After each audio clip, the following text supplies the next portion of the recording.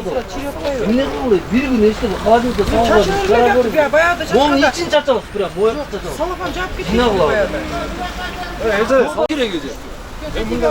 Peki gidelim mi yazık ki?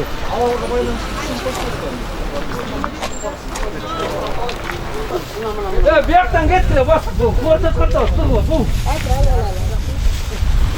Apa korta çavuz azda. Korda güçlü olur. Ben de apam onda uğru cahil o da sizler turat çüngülüt. Mana. Hayır kısım zaman bu. Davay hadi mana. Kişi girgizmeyiz hadi. Oldu.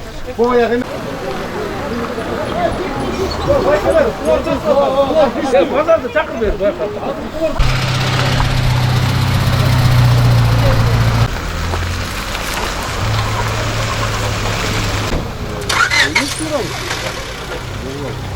Hadi daha çok kilit olma tezgürü. Yaptım bunu da bayram. Yaptım bunu. Neyse. Kart. Şuraya uyalsın içine. Hazır, Su Internasyonel'e götürülen bu paketlerin altını borçlu dizi çekti bulur. Döksü düşünün, yaktan getip bulunur. Kartoşka var, kaçalım.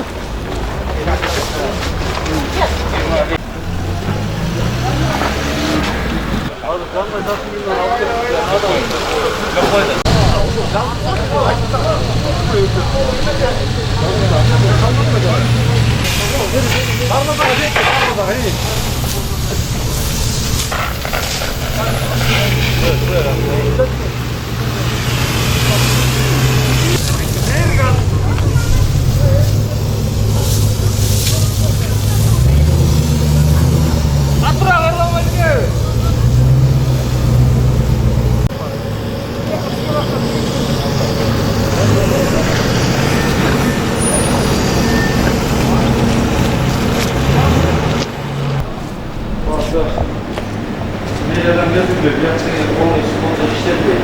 Bizim seçeceğimiz yok. Hayır, senin desinfekse o işte bir